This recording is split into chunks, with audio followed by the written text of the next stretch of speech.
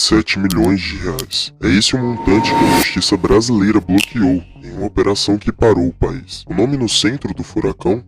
Deolane Bezerra. A advogada que virou fenômeno, a influenciadora que ostentava o que 99% dos brasileiros nem conseguem sonhar. Mas o que chocou o Brasil na última semana não foi uma nova postagem extravagante, foi a revelação de uma engenharia invisível que, segundo a Polícia Federal, transformou uma influenciadora no caixa da maior facção criminosa no país, o PCC. Marco Williams Erbas Camacho. O senhor tem direito constitucional ao silêncio e isso não lhe prejudica. O senhor também é conhecido como Marcola? Sou. Mas para entender como chegamos aqui, a gente precisa olhar para o que está por trás do brilho das joias. Sabe aquela sensação de que tem algo errado? Quando você vê alguém enriquecer na velocidade da luz, você olha para a Lamborghini de 4 milhões, para as viagens de luxo em Roma e pensa, é só publicidade? Para milhões de seguidores, Deolane era o exemplo de sucesso, a mulher que venceu o sistema. Mas para os investigadores da Operação Vernix, toda essa ostentação era a camuflagem perfeita para um sistema que movimentou um oceano de dinheiro debaixo do nariz das autoridades. Eu sou o Gabriel e hoje vamos mergulhar na Operação Vernix e no império de Deolane Bezerra. Nesse vídeo, eu não vou apenas te contar como ela foi presa, eu vou te mostrar a engenharia financeira que ligou bilhetes de presídios a empresas de fachada em cidades do interior, e como o mercado das bets se tornou a maior lavanderia de dinheiro da história recente do Brasil. Prepare-se, porque para entender como o crime organizado dominou o algoritmo e o sistema bancário, você precisa entender a história da doutora. Mas espera lá, antes já clica no like, porque eu sei que você vai esquecer se você deixar para o final do vídeo.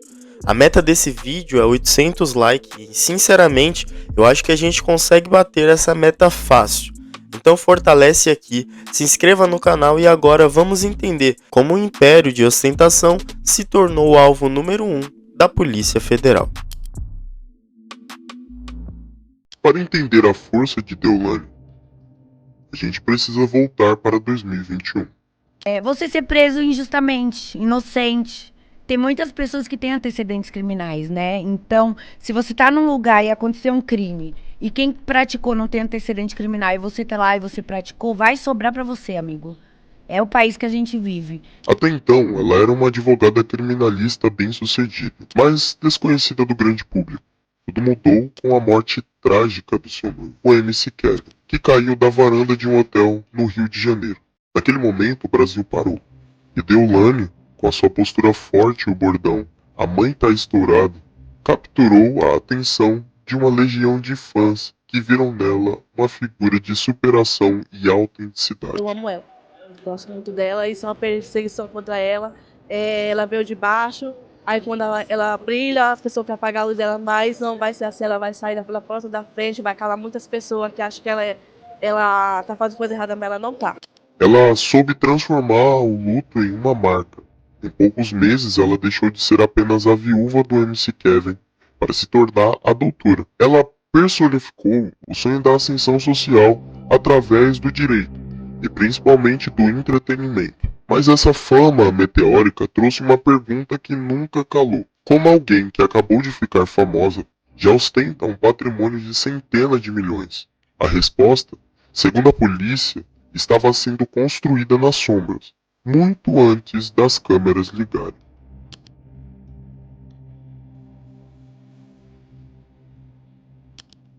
Toda grande queda começa com um pequeno detalhe.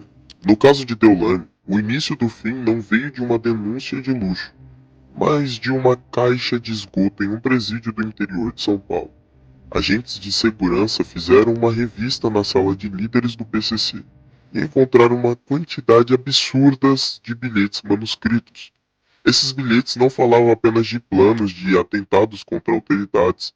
Eles revelavam o fechamento financeiro de uma transportadora chamada Lado a Lado, situada estrategicamente ao lado da penitenciária.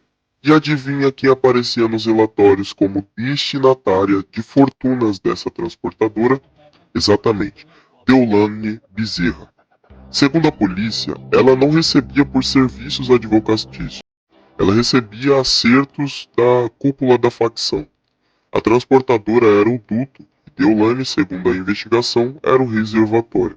Agora preste atenção na engenharia invisível que os investigadores chamaram de projeção do crime. Imagine 35 empresas, todas registradas no mesmo endereço, mas não em um prédio espelhado na Faria Lima, e sim em um conjunto habitacional modesto em Martinópolis.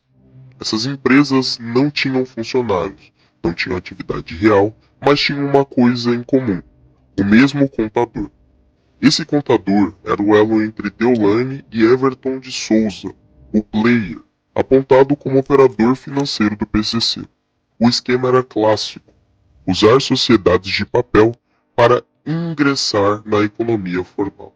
O dinheiro saía do crime, passava por essas empresas e saía limpo na conta da influenciadora, pronto para ser transformado em Lamborghini e joias. As plataformas de apostas não são apenas jogos, elas são laboratórios de economia comportamental.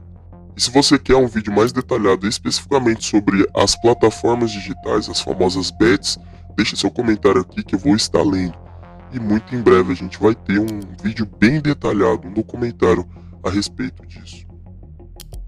Elas usam cores, sons e bônus para viciar o cérebro em dopamina.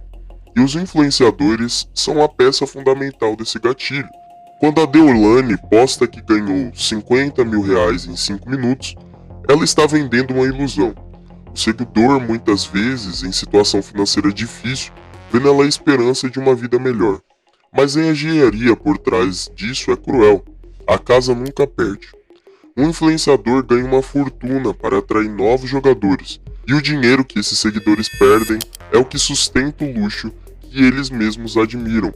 É um ciclo de transferência de renda dos mais pobres para os mais ricos, camuflado de entretenimento. E hoje em dia é muito difícil você não enxergar um influenciador que não esteja postando coisas relacionadas a bets, seja as mais regulamentadas, que são jogos esportivos, quanto as menos regulamentadas, que são jogos de azar, literalmente. O cerco começou a se fechar em setembro de 2024, na Operação Integration. Deolane e a sua mãe, Solange Alves, foram presas no Recife.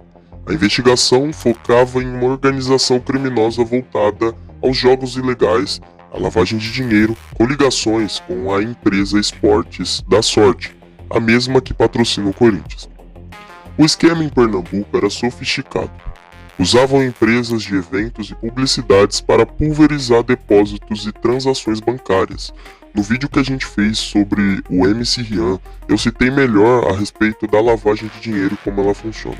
Dá uma conferida lá depois. Ela chegou a ser solta, mas o que ela não sabia era que a Polícia Civil de São Paulo já estava com outra investigação muito mais pesada em andamento, a Operação Vernix. Um ponto crucial dessa história é que Deolane não agia sozinha. O negócio das bezerras envolvia a sua mãe e as suas irmãs, que também são advogadas e influenciadoras. A investigação aponta que a estrutura de lavagem passava por várias contas da família. Relatórios do COAF mostram que a mãe de Deolane, Solange, movimenta valores incompatíveis com a sua renda. A estratégia era clara: diversificar as contas para não chamar a atenção para uma única pessoa. Mas no sistema bancário moderno, cada Pix deixa um rastro.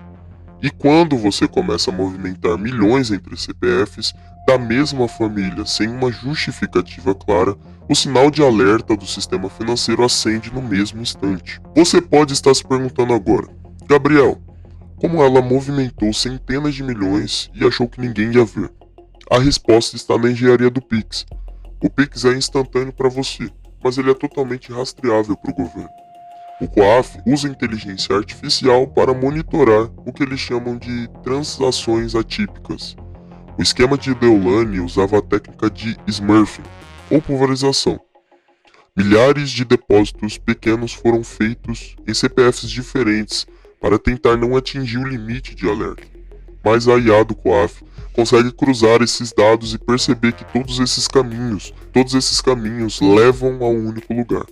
O oceano de dinheiro que a polícia citou foi mapeado bit por bit. No mundo digital, o dinheiro não some, ele apenas muda de endereço. e o governo tem um mapa de todas as ruas.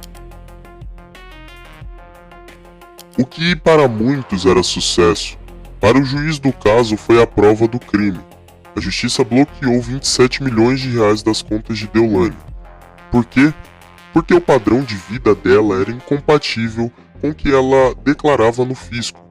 A ostentação não era apenas um estilo de vida, era uma afronta. Enquanto ela postava fotos em jatinhos, os relatórios do COAF gritavam que aquelas movimentações não faziam sentido. A Lamborghini de 4 milhões e a McLaren não eram apenas carros, eram ativos de lavagem. O crime organizado não quer apenas o dinheiro, ele quer a legitimidade que o luxo proporciona. E Deolane era a face dessa legitimidade. O Brasil se tornou o 5º maior mercado de bets do mundo. Em 2025, o faturamento com o setor foi de quase 37 milhões de reais. Mas o custo social disso é devastador. Estamos vivendo a betização da renda. Pessoas estão deixando de comprar comida e pagar aluguel para tentar a sorte em plataformas que, como vimos, podem estar ligadas ao crime organizado. O caso de Deolane forçou o governo a acelerar a regulamentação. Agora as bets precisam pagar licenças caríssimas para seguir as regras rígidas de publicidade. Mas o mercado clandestino ainda é gigante. Ele é um terreno fértil para a lavagem de dinheiro porque não tem a verificação, não tem imposto e não tem limite. Deolane foi a vitrine desse mundo sem regras. E a sua queda marca o início de uma fiscalização muito mais dura sobre quem promove esses jogos. O que a história de Deolane nos ensina sobre o futuro? Que o crime organizado está mudando de pele. O tráfico de drogas continua sendo motor, mas o estelionato digital e a lavagem via apostas são os novos braços lucrativos. É muito mais fácil e seguro para um líder de facção lavar dinheiro através de uma influenciadora famosa do que transportar malas de dinheiro por rodovias. Estamos entrando na era crime como serviço, onde influenciadores, contadores e advogados se tornam peças de uma engrenagem que usa o algoritmo das redes sociais para camuflar o dinheiro sujo. O caso de Deolane é o primeiro grande exemplo dessa nova guerra, onde o campo de batalha não é a favela, mas o sistema bancário e o feed do seu Instagram. O nível dessa investigação foi tão alto que o nome de Deolane foi incluído na difusão vermelha da Interpol. Ela estava em Roma, vivendo o auge do luxo, quando soube que poderia ser presa em solo estrangeiro. Ela antecipou o retorno ao Brasil, mas a polícia já esperava às 6 da manhã, em sua mansão em Barueri. A acusação é gravíssima, ser o braço financeiro da cúpula do PCC, incluindo o próprio Marcola. A polícia acredita que ela era a peça que conectava o dinheiro sujo das transportadoras das drogas à economia limpa dos seguidores e da publicidade. Se isso for provado, não estamos falando apenas de uma influenciadora que errou, estamos falando de uma das maiores operadoras financeiras do crime organizado moderno. Deolane Bezerra construiu um império baseado no brilho e na velocidade. Ela conquistou milhões de pessoas com uma promessa de que o sucesso está ao alcance de um clique ou de uma aposta. Mas a engenharia invisível revelada através da Operação Vernix mostra que por trás de cada joia pode haver um rastro de bilhetes de presídios e empresas de fachadas. A pergunta que fica para nós é: até onde a gente está disposto a ignorar a origem da riqueza em nome da admiração ao luxo? O Brasil está mudando a forma de como lida com as bets e com a lavagem de dinheiro. E a gente já viu alguns influenciadores sendo presos, e Deolane foi um desses casos. E você, acha que a Deolane é vítima de perseguição ou que a justiça finalmente pegou quem estava acima da lei? Deixe a sua opinião nos comentários. Eu sou o Gabriel, e riqueza sobre pessoas.